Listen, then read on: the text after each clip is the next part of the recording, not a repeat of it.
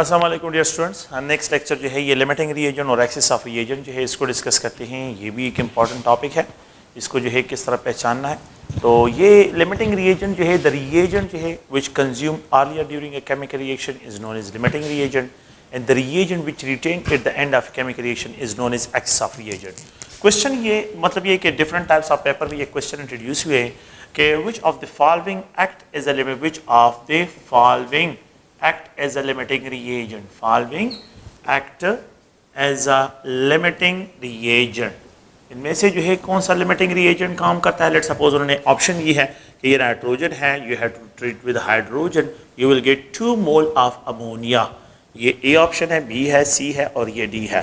सो यहाँ पे nitrogen, hydrogen, अगर आप देखिए हाइड्रोजन, अमोनिया और नन ऑफ द एबो। तो इसमें जो है आप लोग ये पॉइंट जो है मेरा कि ये क्वेश्चन जो है 3 पेपर में आया है, 11 और 13 और 15 के पेपर में ये प्रेजेंट है। एंड देयर इज नन जो है इसमें क्या है, ये क्वांटिटी जो है बैलेंस केमिकल इक्वेशन है, there is no limiting reagent, इसमें कोई लिमिटिंग रिएजेंट डिस्क्राइब नहीं होगा। तो जो स्टोइकोमेट्रिक क्वांटिटी हो तो उसमें जो है आप लोगों के पास कभी भी लिमिटिंग रिएजेंट डिस्क्राइब नहीं होता है। जब the quantity of the reactant क्या गिवन हो, नॉन स्टोइकोमेट्रिक गिवन हो, नॉन स्टोइकोमेट्रिक वैल्यूज गिवन हो। लेट्स सपोज जो है ये नाइट्रोजन है and if it combine with the 3 moles of hydrogen you will get 2 mole of ammonia जो है यहाँ पे प्रोड्यूस होगा। अगर मैं यहाँ पे ये लिखूँ कि मुझे जो है 1 मोल ऑफ द नाइट्रोजन दिया जाए 3 मोल ऑफ हाइड्रोजन, तो ये अमाउंट स्टोइकोमेट्रिक है, there is no limiting reagent. अगर मुझे यहाँ पे ये कहा जाए कि 10 मोल कंबाइन होता है 30 मोल के साथ, विच of the following act is a limiting reagent, यहाँ पे भी कोई लिमिटिंग रिएजेंट नहीं है।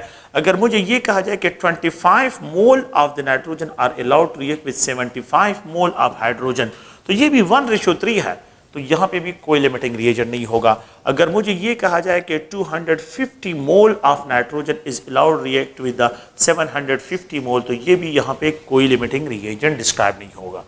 तो जहाँ पे भी आपके पास रिएक्टेंट की क्वांटिटी 1:3 के साथ कम्बिनेशन में in case of ammonia given हो तो there will be no limiting reagent, इसमें कोई लिमिटिंग रिएजेंट नहीं होगा। लेकिन अगर क्वेश्चन आपको ये दिया जाए कि if we have a container और इस कंटेनर में जो है नाइट्रोजन है और hydrogen is allowed to react to combine, और यहाँ पे ये दिया जाए कि लेट्स सपोज है 20 moles of nitrogen are allowed to react, मैं इसको एक्सप्रेस करता हूँ कि यहाँ पे जो है आप लोगों के पास 70 मोल्स ऑफ हाइड्रोजन।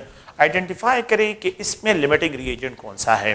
तो अगर आप देखें ये 20 मोल्स ऑफ द नाइट्रोजन है और 70 मोल्स ऑफ हाइड्रोजन है, मैंने इसको किस तरह, मैंने यहाँ पे आना है, नाइट्रोजन को देखें और यहाँ पे हाइड्रोजन को देखें, ये नाइट्रोजन हाइड्रोजन है। अगर मुझे 1 के लिए 3 चाहिए तो 20 मोल ऑफ नाइट्रोजन के लिए मुझे क्या चाहिए, 3 टाइम ऑफ 20 चाहिए कि नहीं, तो 3 टाइम मल्टीप्लाइड तो ये 60 मोल। मेरे पास यहाँ पे अवेलेबल कितना है, यहाँ पे 70 है। इसका मतलब ये है कि अगर मेरे पास यहाँ पे 60 है तो ये 20 मोल इससे 60 मोल कंज्यूम करेगा और 10 मोल अनरिएक्टेड रह जाएगा। तो 10 मोल क्या होगा, वो अनरिएक्टेड रह जाएगा, ये एक्सेस में रह जाएगा और ये जो है इससे कंज्यूम करेगा। तो मेरा लिमिटिंग रिएजेंट जो होगा वो क्या होगा, वो नाइट्रोजन जो है यहाँ पे डिस्क्राइब होगा। अ रिएजेंट विच कंज्यूम, तो जो पहले कंज्यूम होगा इसमें नाइट्रोजन कंज्यूम होगा और जो रिटेन होगा वो आप लोगों के पास क्या होगा, हाइड्रोजन जो है यहाँ पे रिटेन हो जाएगा। So the reagent which retain at the end of chemical reaction is known as a excess of reagent. तो यहाँ पे लिमिटिंग रिएजेंट नाइट्रोजन जो है डिस्क्राइब किया जाएगा। सेकंड केस, ये तो फर्स्ट केस हो गया। सेकंड केस में मैं क्या करता हूँ कि ये मेरे पास एक कंटेनर है और इस कंटेनर में नाइट्रोजन है, hydrogen are allowed to mix up, इसको मिक्सअप करता हूँ। यहाँ पे जो है अगर मैं यहाँ पे लिख देता हूँ कि let's suppose 30 mole of the nitrogen, 30 mole of nitrogen मैंने लिया है और यहाँ पे 100 मोल जो है, अगर आप लोग देखें 100 मोल ऑफ हाइड्रोजन जो है यहाँ पे मैं ले रहा हूँ। 100 मोल ऑफ हाइड्रोजन और 30 mole of nitrogen are allowed to mix up. Identify करें which of the following act is a limiting reagent, इसमें से कौन सा जो है इज अ लिमिटिंग रिएजेंट जो है यहाँ पे काम करता है। तो आपने क्या करना है, बैलेंस केमिकल इक्वेशन की तरफ आना है और बैलेंस केमिकल इक्वेशन में ये नाइट्रोजन है, आप इसको देखिए, इस क्वेश्चन को सॉल्व करते हैं और यहाँ पे ये 3 मोल्स ऑफ हाइड्रोजन है। यहाँ पे 1 के लिए मुझे क्या चाहिए, 3 चाहिए। तो अगर ये 30 है, अगर ये 30 है तो 30 के लिए मुझे क्या चाहिए, 30 मल्टीप्लाइड 3 होगा, तो मुझे यहाँ पे चाहिए 90 मोल। यहाँ पे क्या चाहिए, 90 मोल। यहाँ पे तो 100 अवेलेबल है, इसका मतलब ये कि 90 कंज्यूम होगा और 10 अनरिएक्टेड रह जाएगा। तो यहाँ पे मेरे पास क्या है, ये मेरे पास एक्सेस हो गया और ये मेरे पास लिमिटिंग रिएजेंट जो है यहाँ पे डिस्क्राइब होगा। तो जो अमाउंट स्टोइकोमेट्रिक होती है वो अमाउंट कंज्यूम हो जाती है, और जो मतलब ये कि जो अमाउंट ऑफ द रिएक्टेंट जो है नॉन स्टोइकोमेट्रिक होती है वो रिटेन हो जाती है। तो जिसकी क्वांटिटी रिटेन हो जाती है वो एक्सेस है, और जिसकी क्वांटिटी जो है वो कंज्यूम हो जाती है वो लिमिटिंग रिएजेंट जो है यहाँ पे डिस्क्राइब होता है। एक अनदर केस को यहाँ पे डिस्क्राइब करता हूँ कि ये नाइट्रोजन है और यहाँ पे जो है ये हाइड्रोजन यहाँ पे डिस्क्राइब करता हूँ। अगर आप लोग देखें, अगर मैं आपको ये कहूँ कि मेरे पास यहाँ पे क्या है, यहाँ पे जो है 200 मोल ऑफ द नाइट्रोजन कंबाइन करता हूँ और यहाँ पे 200 मोल ऑफ हाइड्रोजन जो है इन दोनों को कंबाइन करता हूँ। आइडेंटिफाई करें which of the following is a limiting reagent, इसमें कौन सा लिमिटिंग रिएजेंट होगा। तो अगर आप लोग देखें ये nitrogen if it combine with hydrogen you will get 2 mole of ammonia, यहाँ पे 2 मोल ऑफ अमोनिया प्रोड्यूस होता है।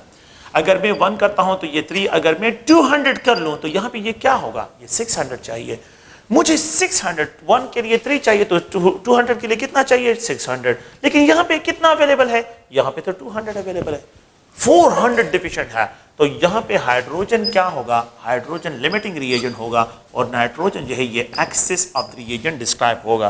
तो ये जो है अगर आप लोग देखें, अब यहाँ पे मैं एक स्टेटमेंट मुझसे इस तरह के क्वेश्चन मिलते हैं कि जब equal number of moles given हो, if equal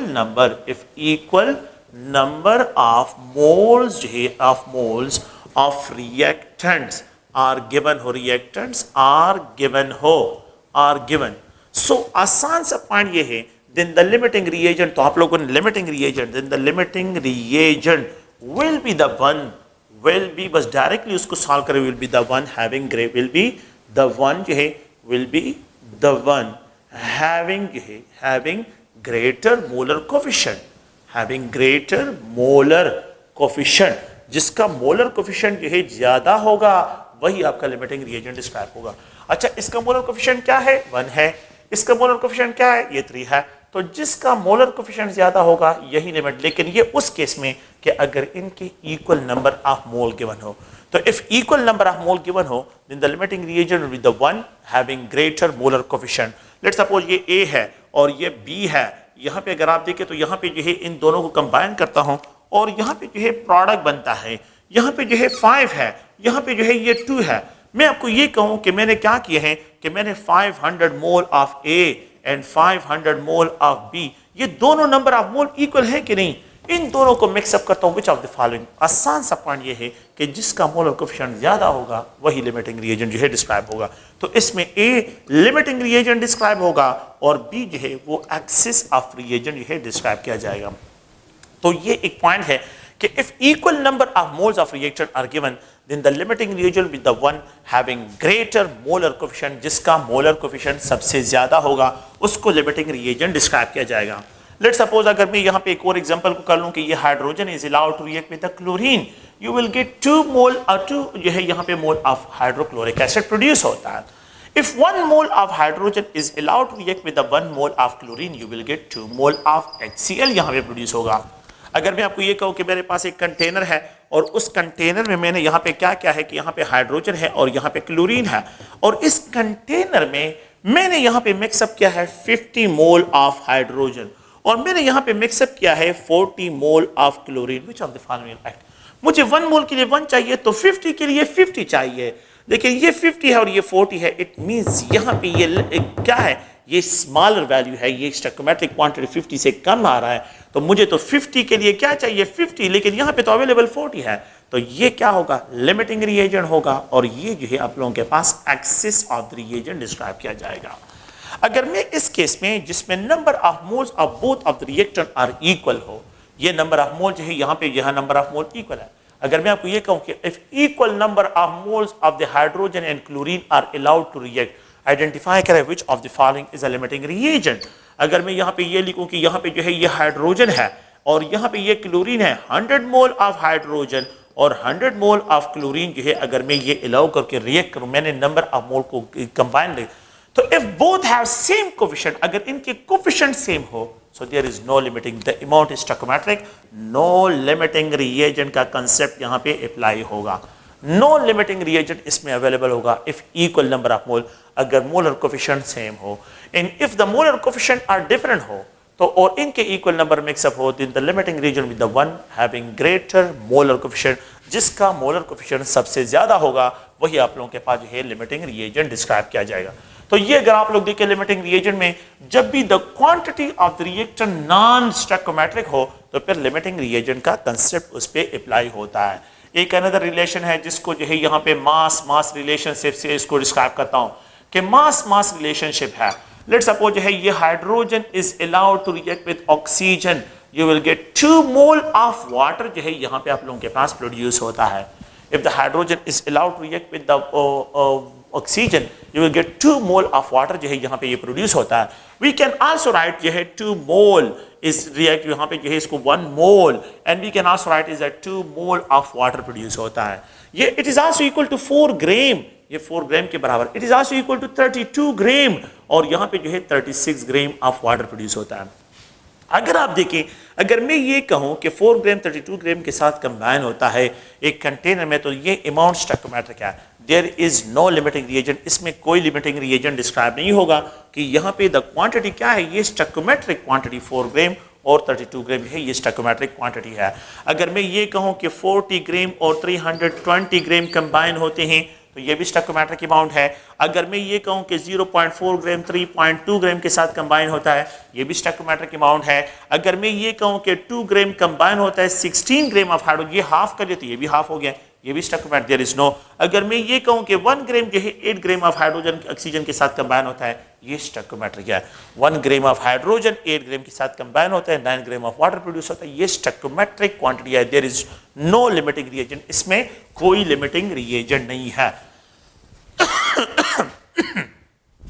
the first case ये है कि अगर मास मास में अगर मैं यहां पे ये हाइड्रोजन है और ये ऑक्सीजन है, वाटर की बात कर रहा हूं कि लेट सपोज करते हैं कि if we allow 10 gram of, बल्कि मैं इस तरह लिख देता हूं कि 8 ग्राम ऑफ हाइड्रोजन, अगर मैं 8 gram of hydrogen is allowed to react with 32 gram of oxygen, identify करें which of the following is a limiting reagent. आपने इस इक्वेशन की तरफ आना है। अगर आप देखिए 4 ग्राम के लिए मुझे कितना चाहिए, 4 ग्राम के लिए 4 ग्राम ऑफ हाइड्रोजन के लिए मुझे 32 चाहिए। अगर ये 8 ग्राम हो जाए तो फिर तो मुझे 64 चाहिए, लेकिन यहां पे 8 ग्राम के लिए कितना अवेलेबल है, 32, तो 32 लिमिट में है। तो मतलब ये है कि यहां पे ऑक्सीजन क्या होगा, ऑक्सीजन जो है ये लिमिटिंग रिएजेंट होगा और ये आप लोगों के पास excess of the reagent describe किया जाएगा। तो यहां पे जो स्टोइकोमेट्रिक से जिसकी क्वांटिटी एक्सीड करे वो एक्सेस है, और जिसकी स्टोइकोमेट्रिक वैल्यू पे जो इस रिएक्टेंट की वैल्यू आ जाती है तो वो आप लोगों के पास क्या डिस्क्राइब किया जाएगा, यहाँ पे आप लोगों के पास ये लिमिटिंग रिएजेंट डिस्क्राइब किया जाएगा।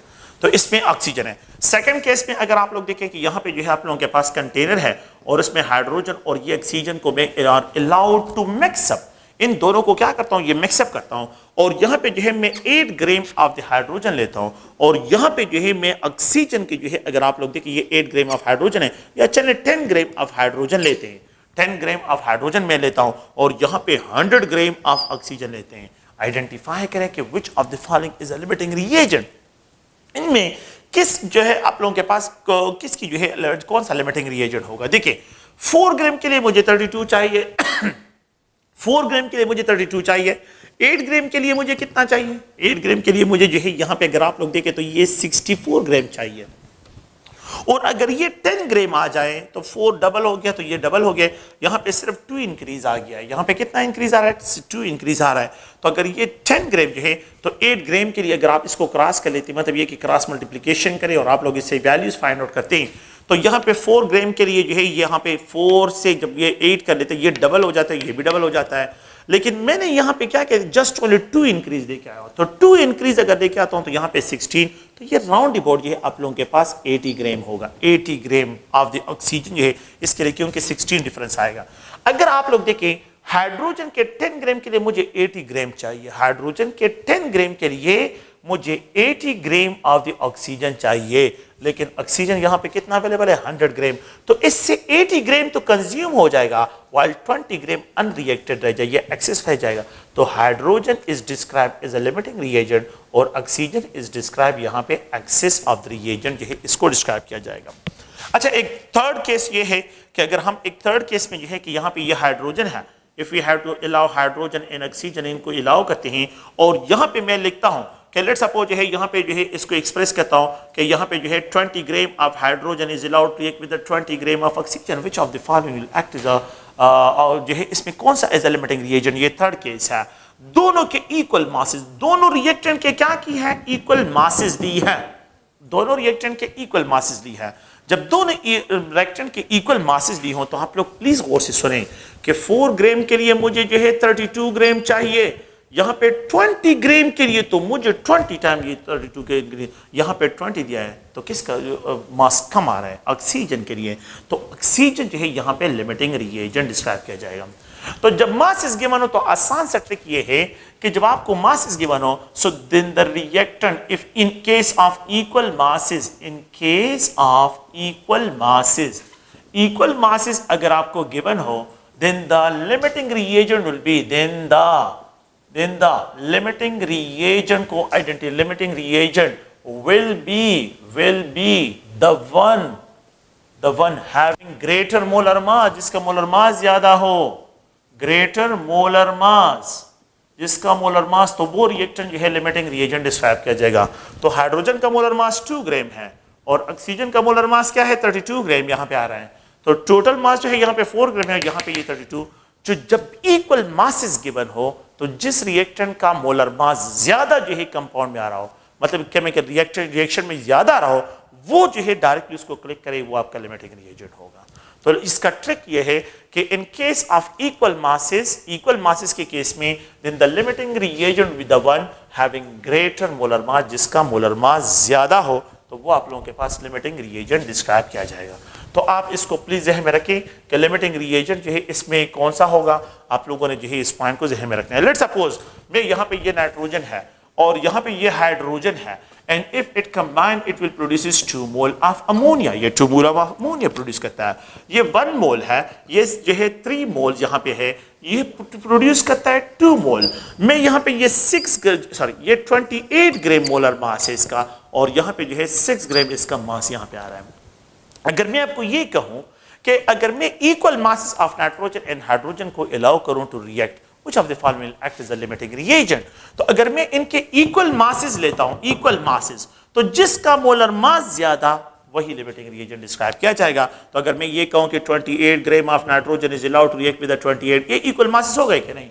अगर मैं ये कहूं कि 6 ग्राम of nitrogen, 6 gram of hydrogen, अगर मैं ये कहूं कि 100 gram of nitrogen, 100 gram of hydrogen, और अगर मैं ये कहूं कि 200 gram of the nitrogen, 200 gram of hydrogen, अगर मैं ये कहूं कि यहाँ पे जो है 28 kg of nitrogen, 28 kg of hydrogen, तो आसान सा ट्रिक ये है कि जिसका मोलर मास ज्यादा इक्वल मासेस में, वही आप लोगों का लिमिटिंग रिएजेंट डिस्क्राइब किया जाएगा। So nitrogen will be describe as a limiting reagent क्योंकि इसका मोलर मास क्या है, वो ज्यादा है। सो जिन कंपाउंड्स में आप लोगों के पास क्या हो, जिन रिएक्टेंट्स हो और उस पे जो है आप लोगों को इक्वल मासेस गिवन हो, तो उसको सॉल्व करने की कोई जरूरत नहीं है, बस सिर्फ मोलर मास को पहचाने कि कौन से रिएक्टेंट का मास जो है वो ज्यादा कंट्रीब्यूट करे इस केमिकल रिएक्शन में। जिसका मास ज्यादा कंट्रीब्यूट करता है वही आपका लिमिटिंग रिएजेंट जो है क्या होगा, वो डिस्क्राइब होगा। तो ये एक जनरल जो है अगर आप लोग देखें इसके लिए ट्रिक है। तो if you have to find the masses to masses ratio जो है, इफ लेट्स सपोज आप लोगों के बुक में एक क्वेश्चन है कि carbon dioxide is allowed to react with water, you will get carbonic acid. ये ईटा के पेपर में भी ये क्वेश्चन प्रेजेंट है, ईटा के पेपर में भी ये क्वेश्चन आया है कि carbon dioxide is allowed to react. उन्होंने देखा यहाँ पे लिखा है कि 120 ग्राम ऑफ कार्बन डाइऑक्साइड, ये मास ऑफ कार्बन डाइऑक्साइड है, और यहाँ पे it is allowed to react with 80 gram of water, 80 gram of water के साथ कम जो है अलाउ करते हैं। सो क्वेश्चन ये है आइडेंटिफाई करें कि which of the following is a limiting reagent. Second point ये है कि excess of reagent. Third point ये है कि द अमाउंट ऑफ प्रोडक्ट कितना बनेगा, अमाउंट ऑफ प्रोडक्ट की क्वांटिटी को फाइंड आउट करें। ये 3 ऑप्शंस हैं, इन ऑप्शंस को देखें। अगर आप इस इक्वेशन को देखें, कार्बन डाइऑक्साइड और ये वाटर है और यहाँ पे जो है ये कार्बनिक एसिड है, ये 44 gram of carbon dioxide, 18 gram of water, it produces 62 gram of कार्बनिक एसिड जो है ये प्रोड्यूस करता है। कि अगर 44 ग्राम है, 18 ग्राम है, ये 62 ग्राम प्रोड्यूस करता है। अगर आप लोग देखिए 44 ग्राम ऑफ वाटर के लिए, 44 ग्राम ऑफ कार्बन डाइऑक्साइड के लिए वी नीड 18 ग्राम। अगर मैं 120 ग्राम लिखूं तो 120 इसको क्रॉस करें, how many grams of water will be required for the 120 gram of water? हमने इसको ऑलरेडी डिस्क्राइब किया कि अगर आप इसको क्रॉस करें तो ये जब क्रॉस होता है 44 gram into X is equal to 18 into 120। 44 को जो है यहाँ पे ट्रांसफर करें, x को फाइंड आउट करना है, यू विल गेट 49.1। तो यहाँ पे जो है आप लोगों के पास 49.1 ग्राम जो है रिक्वायर्ड होगा। तो आप लोग इस क्वेश्चन को देखें कि 120 के लिए 80 अवेलेबल है, 120 ग्राम के लिए स्टोइकोमेट्रिक अमाउंट 49.1 ग्राम जो है ये रिक्वायर्ड होता है, लेकिन अवेलेबल कितना है, 80 है। अगर आप लोग देखिए 80 अवेलेबल है, यहाँ पे 80 अवेलेबल है, तो इसका मतलब ये है कि 120, तो इसमें कार्बन डाइऑक्साइड लिमिटिंग रिएजेंट हो गया, और यहाँ पे 31 अनरिएक्टेड है, तो ये जो है वाटर जो है ये एक्सेस ऑफ द रिएजेंट जो है आप लोगों के पास यहाँ पे डिस्क्राइब होता है। फिर तो अब देखिए लिमिटिंग रिएजेंट कार्बन डाइऑक्साइड इसमें हो गया, एक्सेस ऑफ रिएजेंट इसमें वाटर हो गया, एंड द लास्ट पॉइंट क्या है कि the amount of the product. आसान सी बात ये है 120 और 49 is equal to 169.1 gram is the amount. 169.1 gram is the amount of the product कार्बनिक एसिड होगा कि यहाँ पे जो mass of carbon dioxide and mass of water in दोनों का सम अप करें, मासेस हमेशा कंजर्व होते हैं, तो यही 159.1 जो है इसका क्या होगा, ये मास डिस्क्राइब किया जाएगा। तो ये अगर आप लोग देखें यहाँ पे जो है एक्सेस और जो है मासेस के केस में जो है हम यहाँ पे डिस्क्राइब करते हैं। अच्छा, एक दूसरा है जिसको हम यहाँ पे डिस्क्राइब करते हैं वॉल्यूम रिलेशनशिप्स है। ऑलरेडी मैंने जो है ये बाकी सारी चीजें स्टोइकोमेट्री में डिस्कस की है, तो वही बातें हैं, लेकिन सिर्फ अब लिमिटिंग रिएजेंट का जो कंसेप्ट है उसको इंट्रोड्यूस करते हैं। We have a nitrogen, if it combine with hydrogen you will get 2 mole of ammonia. ये 2 मोल ऑफ अमोनिया है। अगर ये 1 लीटर हो, ये 3 लीटर हो, तो यहाँ पे 2 लीटर ये स्टोइकोमेट्रिक है। अगर ये 1 गैलन हो तो यहाँ पे 3 गैलन है, तो यहाँ पे 2 गैलन ये स्टोइकोमेट्रिक है। अगर ये एक जो है मैं रिप्रेजेंट करता हूँ कि 1 सेंटीमीटर क्यूब हो, यहाँ पे 3 सेंटीमीटर क्यूब, ये 2 सेंटीमीटर क्यूब, ये सब के सब स्टोइकोमेट्रिक अमाउंट में डिस्क्राइब हो रहा है। ये सारी वैल्यूज क्या है, ये सब के सब स्टोइकोमेट्रिक क्वांटिटी है जिसको जो है यहाँ पे मैं डिस्क्राइब कर रहा हूँ। अगर आप लोग देखें, मैं यहाँ पे 3 केसेस को डिस्कस करता हूँ। द फर्स्ट केस ये है कि अगर मेरे पास ये कंटेनर है और इस कंटेनर में नाइट्रोजन और हाइड्रोजन को मिक्सअप करता हूँ। अच्छा, मैं यहाँ पे लेता हूँ जो है, यहाँ पे रिप्रेजेंट करता हूँ 30 लीटर ऑफ द नाइट्रोजन, और यहाँ पे ले जाता हूँ कि यहाँ पे 100 litre of hydrogen are allowed to mix up. Which of the following will act as a limiting reagent? Which of the following act as a जो है एक्सेस ऑफ रिएजेंट है? तो आप फिर यहाँ पे आ जाएं, नाइट्रोजन है और यहाँ पे हाइड्रोजन है और यहाँ पे ये 2 मोल ऑफ अमोनिया। अगर आप देखिए 1 के लिए मुझे कितना चाहिए, 3 चाहिए। अगर ये 30 हो जाए तो ये तो 90 मुझे चाहिए। यहाँ पे कितना लीटर है, 100 है, तो 90 चाहिए, 100 अवेलेबल है, तो 90 कंज्यूम हो जाएगा, 10 अनरिएक्टेड रह जाएगा। तो ये जो है एक्सेस होगा, एक्सेस ऑफ रिएजेंट, और ये लिमिटिंग रिएजेंट आपके पास डिस्क्राइब किया जाएगा, लिमिटिंग रिएजेंट डिस्क्राइब किया जाएगा। So which of the following will act as a limiting reagent? Second point ये है कि ये मेरे पास एक कंटेनर है और इसमें जो है नाइट्रोजन है और यहाँ पे हाइड्रोजन है, एंड इफ वी अलाउ, मैं यहाँ पे डिस्क्राइब करता हूँ कि लेट्स सपोज जो है यहाँ पे 200 litre of the nitrogen are allowed to mix up with the 400 litre of hydrogen. 400 litre of hydrogen के साथ में which of the following act as a limiting reagent? आप देखें, फिर वही बात है कि 1 लीटर के लिए 3 चाहिए, तो अगर ये 200 लीटर हो तो मुझे 600 चाहिए। 2 मल्टीप्लाइड 3 होगा कि नहीं, तो 2 मल्टीप्लाइड 3 इज इक्वल टू 60। तो ये अगर आप लोग देखें तो ये 600 जो है आप लोगों के पास यहाँ पे होगा, मुझे तो 600 चाहिए। अवेलेबल कितना है, 4 लीटर है, तो 400 लीटर है, ये तो कम है, इसमें 200 लीटर मिसिंग है, तो ये आप लोगों का क्या होगा, लिमिटिंग रिएजेंट होगा, और ये एक्सेस ऑफ द रिएजेंट जो है यहाँ पे डिस्क्राइब किया जाएगा।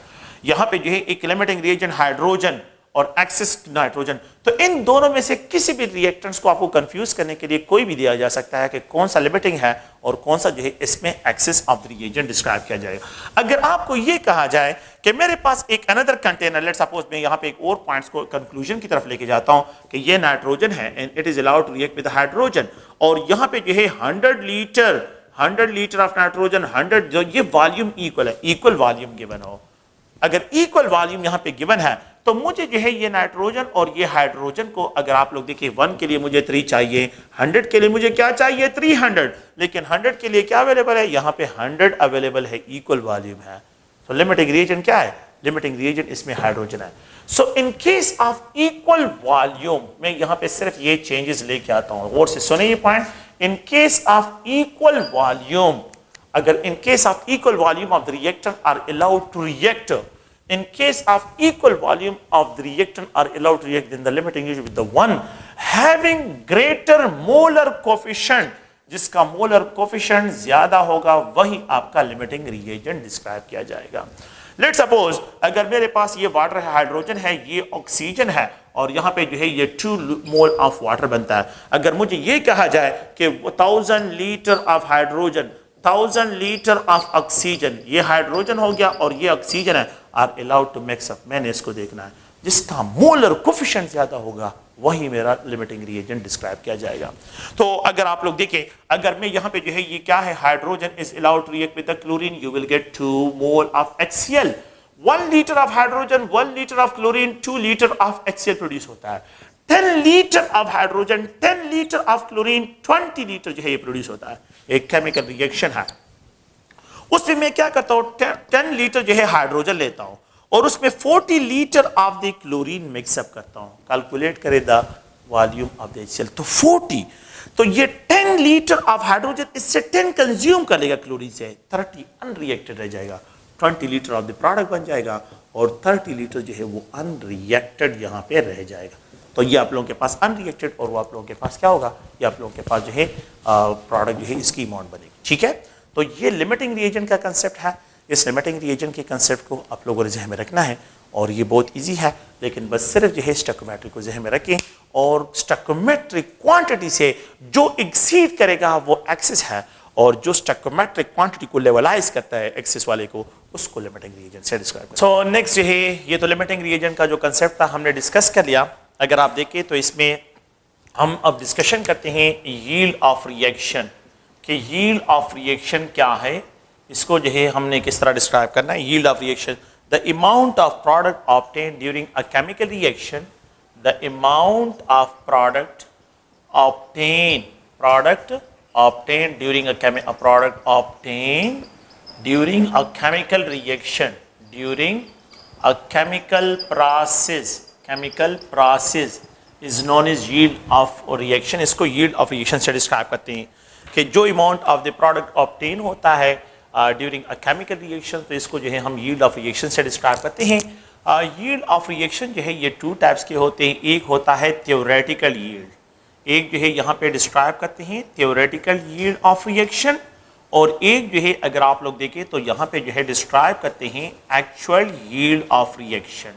तो 2 किस्म के यील्ड डिस्क्राइब करते हैं, एक थ्योरेटिकल यील्ड है और एक एक्चुअल यील्ड ऑफ रिएक्शन जो है डिस्क्राइब करते हैं। अच्छा, थ्योरेटिकल यील्ड क्या है कि लेट्स सपोज ये hydrogen is allowed to react with oxygen.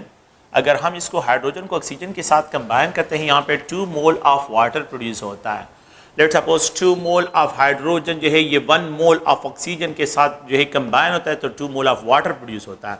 4 gram of hydrogen 32 gram of oxygen के साथ कंबाइन होता है 36 gram. So the amount of product calculated from a balance chemical equation that is known as theoretical yield, उसको जो है हम क्या कहते हैं, थ्योरेटिकल यील्ड भी कहते हैं।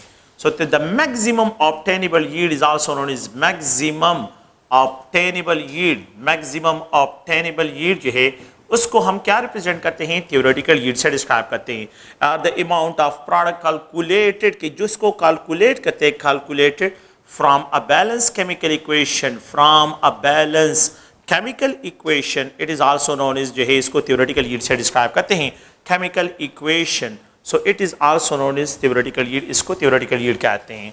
So the amount of product calculated from a balanced chemical equation is known as theoretical yield, or the maximum obtainable yield is also known as जो है theoretical yield भी इसको डिस्क्राइब करते हैं। लेट्स सपोज अगर हम जो है इस एक्चुअल यील्ड को अगर आप लोग देखें तो it is also called practical yield, इसको प्रैक्टिकल यील्ड भी कहते हैं। It is also called experimental yield, इसको एक्सपेरिमेंटल यील्ड भी कहते हैं। And this yield is also called, इसको हम जो है लेबॉर्ट्री यील्ड से भी डिस्क्राइब करते हैं कि ये लेबॉर्ट्री यील्ड भी इसको ये सारे वर्ड इसके लिए यूज करते हैं। तो अब मैं लेबॉर्ट्री जाता हूं और लेबॉर्ट्री में एक एक्सपेरिमेंट परफॉर्म करता हूं, और जब एक्सपेरिमेंट परफॉर्म करता हूं, एक्सपेरिमेंट परफॉर्म करने के बाद जो प्रोडक्ट मेरे पास आ जाता है तो फिर उसको जो है मैंने क्या डिस्क्राइब करना है, उसको मैंने जो है experimental yield, theoretical yield, sorry experimental yield, laboratory yield और प्रैक्टिकल यील्ड या एक्चुअल यील्ड जो है इसको डिस्क्राइब करते हैं। तो जब मैं लेबॉर्ट्री जाता हूं तो आफ्टर परफॉर्मिंग एक्सपेरिमेंट, जो एक्सपेरिमेंट परफॉर्म करने के बाद जो यील्ड ऑफ द रिएक्शन मेरे पास आ जाता है उसको जो है हम क्या डिस्क्राइब करते हैं, actual yield, experimental yield, practical yield या लेब यील्ड जो है इसको लेबॉर्ट्री यील्ड से इसको डिस्क्राइब करता हूं। एक्चुअल यील्ड इज ऑलवेज जो है, actual yield is always lesser than the theoretical yield. Actual yield is always lesser than theoretical yield, ये स्टेटमेंट है कि एक्चुअल यील्ड जो है ये हमेशा थ्योरेटिकल यील्ड से कम होता है। और इसके रीज़न होते हैं कि वाई जो है आप लोगों के पास प्लीज़ जहन में रखें वाई कि यहाँ पे क्यों जो है एक्चुअल यील्ड जो है वो थ्योरेटिकल यील्ड से जो है ये हमेशा कम होता है। तो उसके रीज़न जो होते हैं, पहला जो है हम प्रॉपर बैलेंस हमारे पास नहीं है कि वो हमें प्रॉपर वेट जो है वे करें।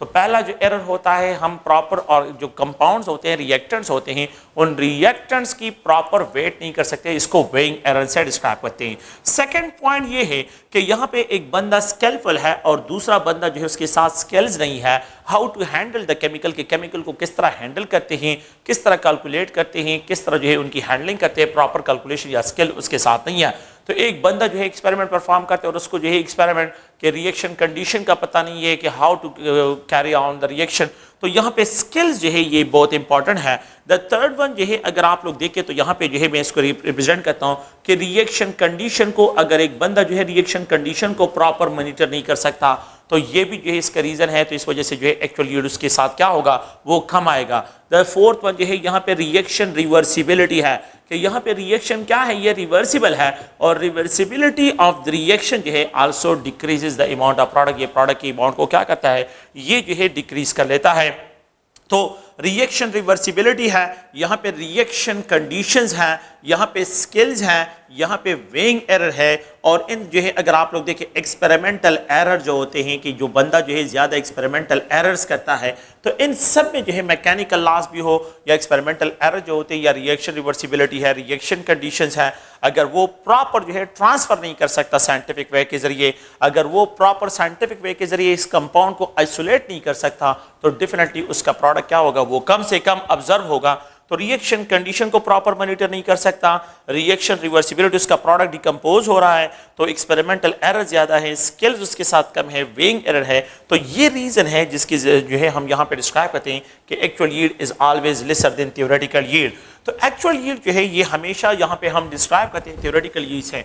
अगर एक्चुअल यील्ड और थ्योरेटिकल यील्ड एक दूसरे के साथ कोइंसाइड होते हैं तो हम इसको जो है क्या रिप्रेजेंट करते हैं, आइडियल यील्ड से डिस्क्राइब करते हैं।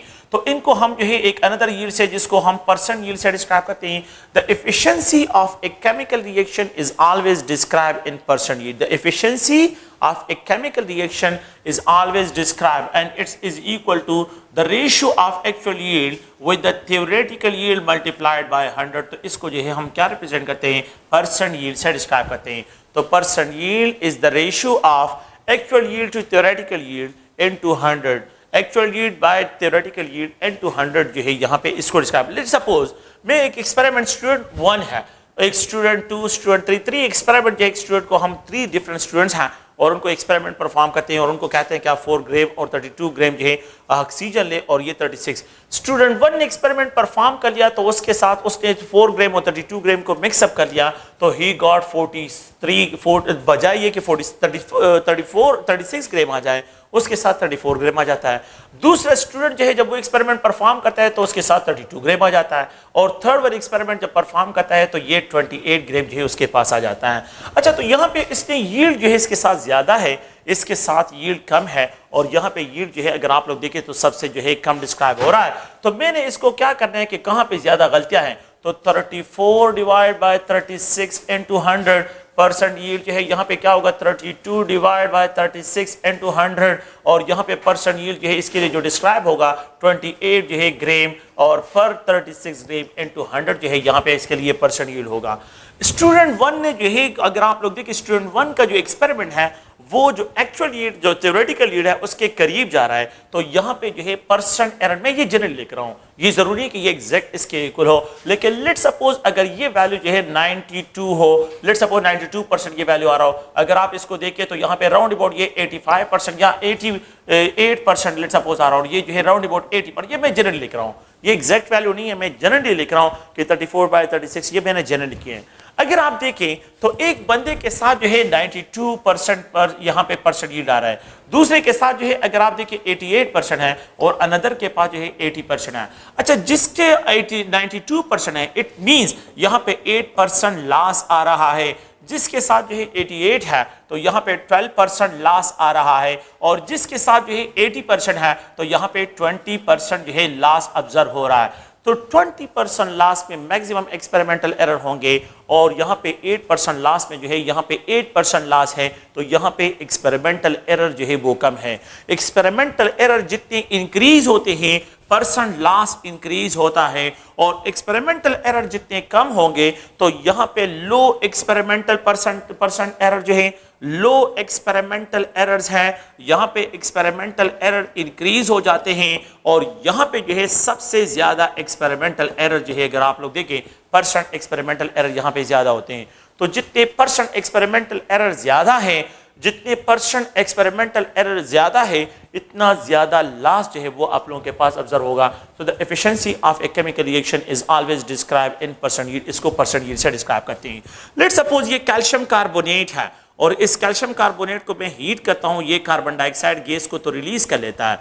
अगर मैं यहां पे आप लोगों को ये कह दूं कि let's suppose 100 gram of calcium carbonate हो, तो how many grams of the calcium, तो what's will be the theoretical yield of calcium oxide. तो आप लोग देखें यहाँ पे कैल्शियम जो है ये अगर आप 40 है, ये 16 है, 56 ग्राम और ये 44 ग्राम, तो 44 ग्राम कार्बन डाइऑक्साइड तो इवापोरेट हो जाएगा, मतलब इवॉल्व हो जाएगा, और यहाँ पे जो है आप लोगों के पास तो theoretical yield for 100 gram of calcium carbonate जो है theoretical yield of calcium oxide is equal to 56 gram है। अगर मैं 50 ग्राम कर लूं तो यहाँ पे जो है ये 28 ग्राम ऑफ कैल्शियम ऑक्साइड, अगर मैं 25 ग्राम कर लूं तो यहाँ पे जो है ये 14 ग्राम ऑफ कैल्शियम ऑक्साइड का ये थ्योरेटिकल यील्ड है। और अगर मैं यहाँ पे जो है 1001 kg ऑफ कैल्शियम कार्बोनेट को हीट करता हूँ तो वी विल गेट 560 ग्राम। तो ये इसका, तो 1 kg कैल्शियम कार्बोनेट का थ्योरेटिकल यील्ड 560 है, 25 ग्राम कैल्शियम कार्बोनेट के लिए 14 है, 50 के लिए जो है 28 है, और 100 के लिए अगर आप लोग देखें तो यहाँ पे आप लोगों के पास 56 ग्राम जो है ये आप लोगों के पास थ्योरेटिकल यील्ड है। सो द थ्योरेटिकल यील्ड वो यील्ड होता है the yield that is obtain, that yield that is calculated, जिसको कैलकुलेट करते हैं from a balance chemical equation, it is known as theoretical yield, इसको थ्योरेटिकल यील्ड से describe करते हैं। एक एक्सपेरिमेंट मैंने परफॉर्म कर दिया और इसमें मैंने कैल्शियम कार्बोनेट लिया है, और कैल्शियम कार्बोनेट को अगर आप लोग देखें मैंने इसके 50 ग्राम्स दिए हैं और इट प्रोड्यूसेस कैल्शियम ऑक्साइड जो है, ये कैल्शियम ऑक्साइड के यहाँ पे मैं जो है डिस्क्राइब करता हूँ कि लेट्स सपोज जो है ये प्रोड्यूस करता है 25 ग्राम of calcium oxide. What is, मैंने इसको हीट किया है, मैंने इसको क्या कि एक्सपेरिमेंट परफॉर्म किया है, इसको स्ट्रॉन्ग हीटिंग की है लेबोरेटरी में और it produce 25 gram. So what should be its percent yield, इसका परसेंट यील्ड क्या होगा, तो percent yield will be equal to, ये आप लोगों के पास एक्चुअल यील्ड है क्योंकि एक्सपेरिमेंट परफॉर्म करने के बाद है 25 ग्राम। 25 ग्राम जो है ये अगर आप लोग देखें तो ये जो है मैंने एक्सपेरिमेंट, मैंने इसके लिए थ्योरेटिकल यील्ड फाइंड आउट करना है, ये एक्चुअल यील्ड हो गया क्योंकि मैंने ये कहा कि 50 ग्राम ऑफ कैल्शियम कार्बोनेट को अगर मैं हीट करता हूं तो ये 25 ग्राम ऑफ कैल्शियम ऑक्साइड जो है ये प्रोड्यूस करता है। तो मैंने क्या करना है, मैंने जो है यहां पे आना है 50 ग्राम ऑफ कैल्शियम कार्बोनेट के लिए अगर आप लोग देखें theoretical yield of calcium oxide कितना आ रहा है, ये 28 है, और यहां पे मेरे पास एक्सपेरिमेंटल वैल्यू क्या है 25। तो यहां पे क्या करें, यहां पे 28 ग्राम जो है आप लोग लगा लें, 100 मल्टीप्लाई करें, इनका रेशियो निकालें, तो जितना रेशियो आप लोग के पास यहाँ पे वैल्यू आएगा वो आप लोगों के पास परसेंट यील्ड होगा। तो परसेंट यील्ड जो है जितना एक्चुअल यील्ड जो है थ्योरेटिकल यील्ड के जितना करीब इसके वैल्यू आ जाती है तो हम कहते हैं यहाँ पे एक्सपेरिमेंटल एरर्स कम है, और यहाँ पे जो है परसेंट यील्ड और एक्चुअल यील्ड जो है एक दूसरे के करीब आ रहे हैं। तो जितना एक्चुअल यील्ड और परसेंट यील्ड एक दूसरे के करीब आते हैं एक्सपेरिमेंटल एरर जो है वो आप लोगों के पास जो है डिक्रीज होते हैं, परसेंट यील्ड जो है ये आप लोगों के पास इंक्रीज ऑब्जर्व होता है। तो इफ अ केमिकल रिएक्शन हो और उसमें 4/5% जो है 4 बाय, अगर आप लोगों के पास क्या केमिकल रिएक्शन है, लेट्स सपोज जो है ये ए है और यहाँ पे जो है ये बी में यहाँ पे रिप्रेजेंट करता हूँ, इस रिएक्शन में ए जो है प्रोडक्ट में कन्वर्ट हो रहा है, इस रिएक्शन में जो आप लोगों के पास क्या है यहाँ पे एक्चुअल यील्ड जो है let's suppose is equal to 4/5 time of theoretical yield के बराबर है। So what should be the, इसके लिए जो मैं डिस्क्राइब करूंगा, so what should be its percent yield, इसका परसेंट यील्ड क्या डिस्क्राइब होगा। तो आप लोगों ने क्या करना है, आपने इस इक्वेशन को अगर आप लोग देखें तो मैं डायरेक्टली इस पॉइंट को भी लिख सकता हूं कि यहाँ पे जो है percent yield will be equal to, यहाँ पे percent yield actual yield is equal to 4/5 time, it means 4 में अगर आपके पास जो है मैं रिप्रेजेंट करता हूं कि थ्योरेटिकल यील्ड 5 है, अगर theoretical yield 5 है तो एक्चुअल yield इसमें कितना प्रोड्यूसर है, 4 आ रहा है, तो 4 डिवाइड बाय 5 into 100 जो है, अगर आप इन दोनों का रेशियो निकालें, मल्टीप्लाई करें, you will get your values, आप लोगों के पास यहाँ पे वैल्यू आएगा। तो ये एक जनरल जो है टॉपिक है, एक छोटा सा टॉपिक है और बिल्कुल जो है आसान सा टॉपिक है। इस चैप्टर को जो है यहाँ पे क्लोज करते हैं और ये जो है आप लोगों के पास थियोरेटिकल yield और एक्सपेरिमेंटल yield जो है इनकी जो है हमने जनरल डिस्क्रिप्शन करनी थी, यहाँ पे इसको क्लोज करते हैं। Okay, thank you.